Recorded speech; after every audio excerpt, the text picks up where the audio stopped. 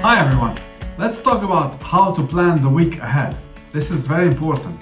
It's a concept that I've been working on for many years and I've kept on changing and changing until I found a formula that works for me. So I want to share this formula with you to see how you can make your next week more productive than the week before. Without further ado, let's discuss what happens during a normal week. You have Monday, Tuesday, Wednesday, Thursday, Friday, then you have Saturday and Sunday. So usually very important points here are Sunday night and Monday morning. Sunday night is very important because this is the time when you need to reflect. You need to think about the previous week. What has gone well there? What tasks have you accomplished? How productive have you been? Do you think that this week was successful or not in terms of work, in terms of life, in terms of everything that you wanted to accomplish? In order to answer that question, you need to go back and reflect on your goals that you have set for the whole year or month or quarter or whatever. And when I talk about goals, I'm also talking professional, but also personal goals. Now, Sunday night, you need to reflect on the previous week with long-term vision in mind, but also thinking what's ahead next week. And this thought process will help you start Monday better. And the better you start Monday, the better the week will go. And keep in mind that you only have 5 days, 5 work days to accomplish everything you want to accomplish. That's why it's very important that you stay optimized and you stay organized throughout the week and you plan things ahead so that you don't end up just following on urgent matters. Instead of that, you start planning things and you start allocating time to things that you want to accomplish, regardless of deadlines that you have set or others have set for you.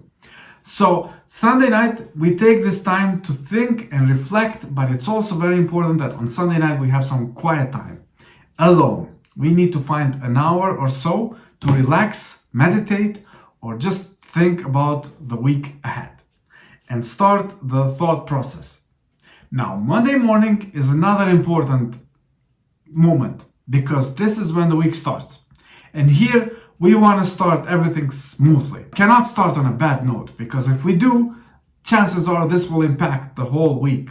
It will impact Monday, but also it will impact the whole week. And if we fall behind on Monday, chances are we are going to struggle to get back on track throughout the week. And Monday morning, we need to be very, very, very ready to start and to produce things quickly. Now, what are the things that stop you from being productive on Monday morning?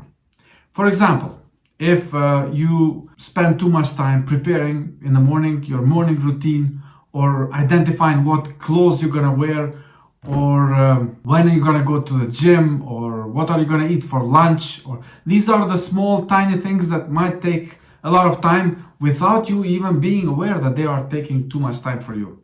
So why not prepare ahead for these details as well? You need to identify clearly what is going to be your gym schedule. Is it going to be Monday morning? If so, do it and no excuses. We tend to find excuses why I couldn't go to the gym this Monday morning, but there's no excuses. In terms of clothing, you need to decide early on and quickly what you're gonna wear on Monday morning, Tuesday morning, every time.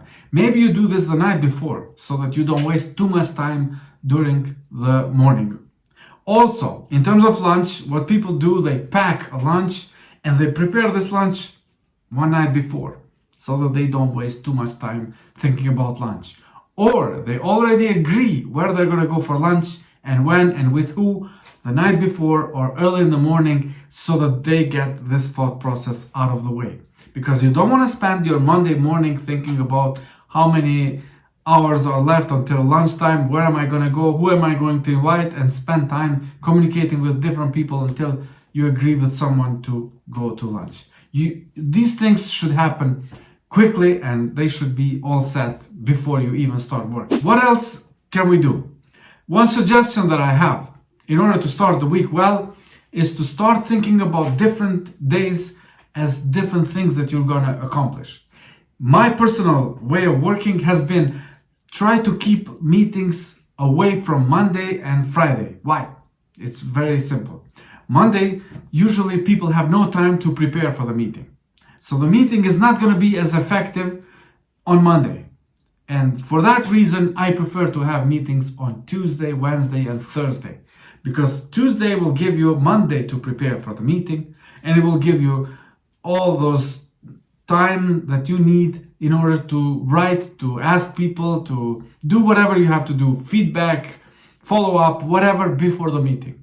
If the meeting is scheduled for Monday, chances are you will not have enough time and you will end up going to the meeting unprepared. Same will happen with other team members that are participating in the same meeting. The Friday meetings also I don't like. Why? Because what happens on Friday? On Friday we have no time for follow-up after the meeting because then the weekend comes. Saturday, Sunday. So Saturday, Sunday are gone. Then on Monday we start following up. But by then people have lost the momentum from the meeting. So basically you want to follow up immediately after the meeting. That's why Friday is not a good thing, because on Friday people start thinking lunchtime, and after lunchtime their mind is already thinking about the weekend. What am I going to do? Where am I going to go? And how am I going to spend that weekend? Which is not ideal for you, because you want people to be focused on follow-up tasks that have to be accomplished immediately after the meeting. That's why I would start with this. Mondays and Fridays, no meetings, office time, so that you can focus on your strategic tasks and your goals, what you're trying to achieve. Then schedule meetings on Tuesday, Wednesday, Thursday. Ideally, you can set even Wednesday without meetings and schedule meetings only on Tuesday and Thursday, if it is your choice, because this way you will know this day is full of meetings and this day has no meetings. Because when you have meetings, you can basically spend too much time between the meetings, but you're not going to have enough quality time to focus on concentrated tasks that require your full attention. You will have too many interruptions, and this will cause you not to be as productive as you would like. So that's why when you plan your week ahead, you need to think in terms of days: Monday, Tuesday, Wednesday, Thursday, Friday. And what is the biggest one task that I'm going to accomplish each day? And then also think of the week as a total, and how is this one week going to be like at the end of the week in terms of tasks that you have completed and tasks that you have started and not completed.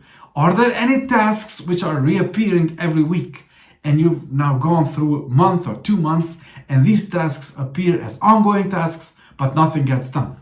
Maybe you just need to see what is wrong with those tasks. Maybe the next week is the week where you're going to prioritize this task and get it done and remove it from the to-do list.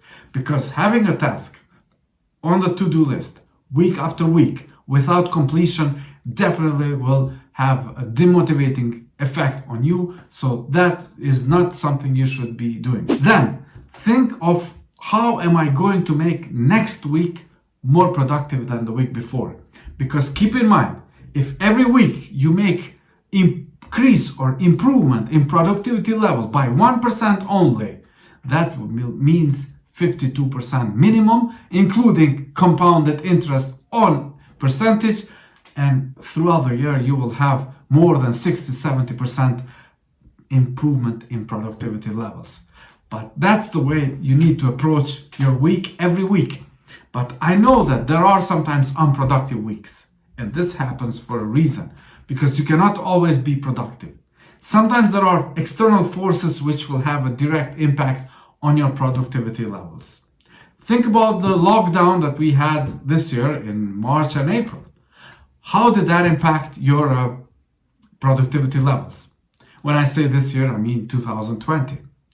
The lockdown due to the COVID-19 situation. Now, how did this impact your work routine and your work productivity? Absolutely it did. So you had to come up with a new way of working from home maybe, so that you can accomplish everything you want to accomplish. Some people were very good at this. Some people struggled because they never worked from home. And in my case, I have been accustomed to working from home for many years now. So this did not impact that much on my work routine and also on my productivity levels, because I continue to do the same thing that I've done always. Sunday night, think about the week ahead, take time to relax and reflect, and then create a schedule, and Monday morning start strong, because by the end of Monday, you will have a good feeling how smooth your week will be. And if Monday starts strong, then there's a big chance that the week will be accomplished smoothly. You will have done most of the tasks that you wanted to do, and you will have also accomplished most of the things that you wanted to accomplish. But every week is different, and you need to be allowing some time in your schedule to be flexible, to adapt to changes or requirements that come up, because you cannot predict everything that's going to happen within the week. And that's why it's very important that when you create schedules, you create tasks, you also categorize them.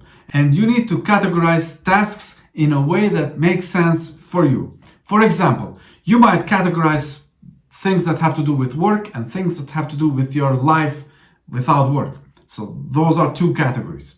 Or you might categorize on personal tasks and professional tasks. Or you might categorize on individual tasks that need no contribution from others, and team tasks where you have to work together with your team members. And all these different categories, looking at task lists with categories, will help you basically think about the thought process of what needs to be planned ahead of time and when you can allocate time to do those tasks. And also, you need to think about how you're going to schedule not only work, but also to spend time with your family and loved ones. And this is very important, because you need to be allocating time for this in advance, so that you let them know when you're going to be there for these people that really need you to be there for them every single week. So that means we can plan a lot, but also we need to be ready to respond to situations which happen during the day, which are not in our control, and circumstances that come up, because we have to have the flexibility in our schedule to be able to adapt to those changes, because those changes happen, and not always the plan that we have planned will go continuously the way we have planned.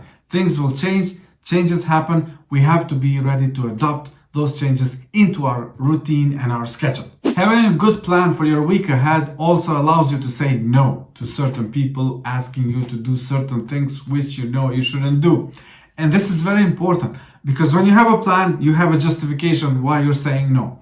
And not having a plan, the tendency is to say yes. And the more we say yes, less time we will spend on doing things and accomplishing tasks that we really should accomplish. We need to know our priorities, and our priorities are ours. And we need to focus first on our priorities before we end up spending time on other people's priorities. This is crucial, and this is one of the most important aspects of planning your week ahead, so that you know the most important person in your life is you, exactly you. And that's why you need to plan ahead even with that in mind. You need to plan ahead by thinking for yourself first. And don't be afraid to say no. But when you say no, you need to justify it. And usually you will find that justification in your plans. Having a great weekly plan can also help you accomplish more, because you basically are planning time to work on specific things. And if you can do this, you will also avoid interruptions. And those interruptions really are a big waste of time. For example, if you are planning to work on a report or on a document which requires your full attention and full concentration without interruptions, then what you can do, you can set 2 to 3 hours to work on this thing. And during that time, you can turn everything off, including devices, emails, notifications, whatever. And that basically allows you to focus fully on that tasks until you complete it. And once you complete it, that will give you a very good feeling of accomplishment, and you can continue then getting back to people who may have contacted you during those 2 to 3 hours. There is a tendency for us to reply to emails immediately, and this is wrong, because we don't have to reply to every email immediately. We don't have to check email all the time. We can set different times during the day when we check email, and make sure that there are intervals of 1 to 2 hours when you're not checking emails, because you are wasting too much time. Imagine an average person picks up the mobile phone, smartphone, 150 to 200 times in a day. That's 150 to 200 times in a day. Calculate that by average time of 3 to 4 minutes, and you're gonna get so many hours spent on the mobile phone. And these are the things which are not letting us be productive, are not letting us optimize our weekly schedule.